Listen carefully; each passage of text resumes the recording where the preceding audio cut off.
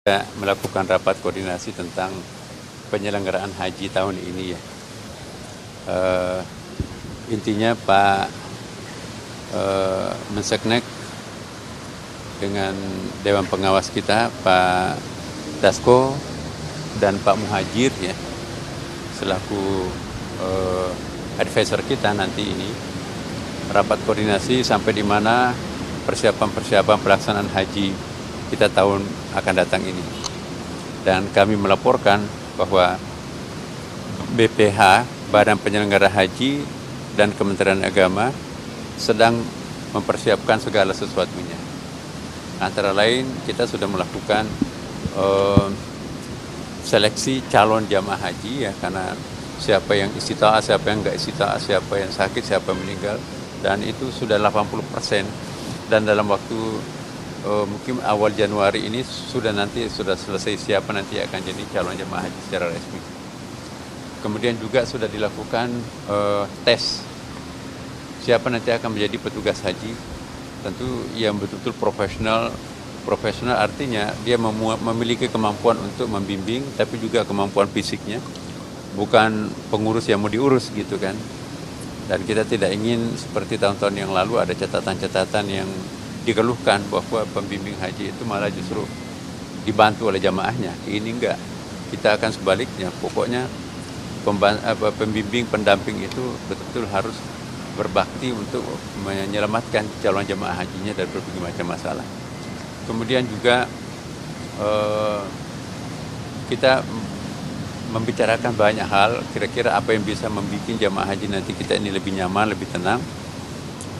Dan yang paling penting juga adalah lebih murah, tapi murahnya bukan berarti mengurangi kualitas pelayanan ya. Jadi tetap ada efisiensi, efektif, tapi juga tidak mengurangi kualitas.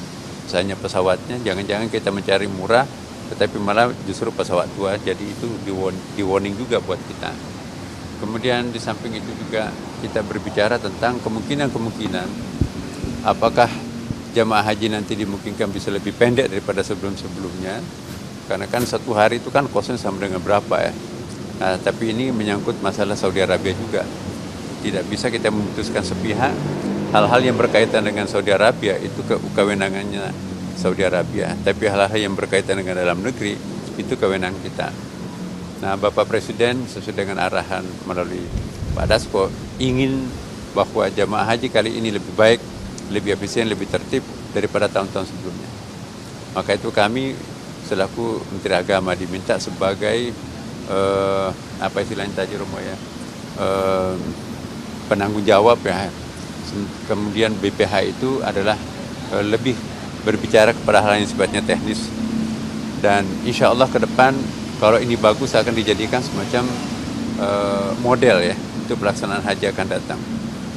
Dan Presiden sendiri juga betul-betul sangat konsen terhadap penyelenggaraan ibadah haji ini, apalagi kita akan termasuk jamaah haji yang paling besar ya. Presiden juga tetap mewacanakan untuk membuat perkampungan Indonesia yang bukan hanya dipakai nanti untuk jamaah haji, tapi juga untuk dipakai jamaah-jamaah umrah yang lain. Dan itu sangat efisien, sangat menghemat lah. Saya kira itu intinya tadi yang kita bicarakan. Rumah menambahkan.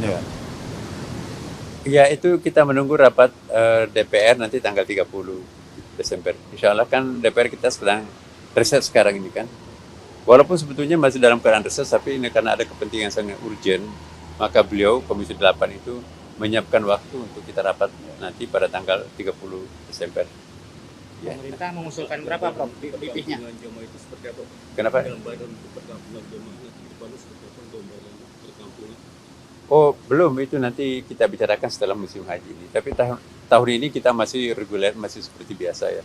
Tapi sambil jalan kita juga akan memikirkan beberapa macam alternatif yang bisa kita lakukan. Dan itu makanya itu kita mulai berpikir sekarang ini apa-apa yang bisa kita lakukan lebih efisien, lebih efektif untuk kepentingan Indonesia di masa depan. Ya. Pengelolaan anggaran bagaimana untuk haji 179M itu udah selesai.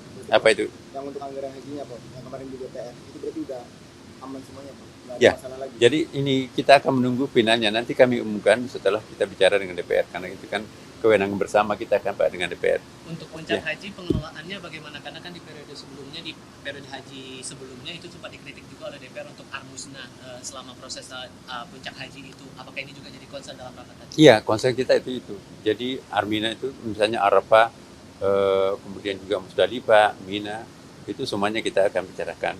Dan juga semuanya kita akan antisipasi semua kasus-kasus yang pernah terjadi kemarin, kita usahakan tidak terjadi lagi. Prof, untuk kepastian kuota berapa, Prof? Ya. Untuk kepastian kuota? Kepastian kuota itu juga seperti tahun lalu ya. Jadi intinya seperti itu ya. Kan kita kan ditentukan oleh OKI ya. Ada tambahan nggak Prof dari kemarin kan sempat bertemu, BPH kan sempat bertemu dengan Kementerian Haji Arab Saudi, ada tambahan kuota juga? Iya. Kami lebih mementingkan untuk membicarakan ketertibannya. Jadi soal nanti kalau kita sudah siap dengan tambahan kuota, mungkin kita akan pikirkan. Tapi per hari ini kami tidak membicarakan tambahan kuota. Karena siapa tahu nanti tambahan kuota itu malah justru memberikan beban pelaksanaan ibadah haji ini. Tapi kalau itu dimungkinkan dengan segala sesuatunya secara profesional, tidak tertutup kemungkinan untuk itu. Tapi penentuannya itu nanti setelah kita tanggal 13 kami nanti rapat dengan Menteri Saudi Arabia. Efisiensi kos ini ada kisarannya nggak, Prof? Berapa persen itu? Ya, nanti kita sampaikan setelah rapat dengan DPR. Ya, nantilah kita bicarakan itu. Yang pasti lebih murah. Murah tidaknya ini kan juga terkait dengan faktor eksternal ya. Misalnya kan ada faktor inflasi, ya kan, faktor nilai tukar dolar, itu kan juga ikut berpengaruh ya. Ya, jadi yang jelas bahwa spiritnya kita ingin lebih murah dijangkau masyarakat melalui efisiensi yang kita lakukan. Maka itu melalui pembersihan seluruh hal-hal yang menyimpang itu juga akan berkontribusi terhadap penurunan harga.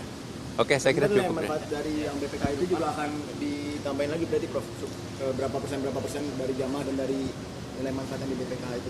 Iya, nanti habis DPR dah kita bicarakan.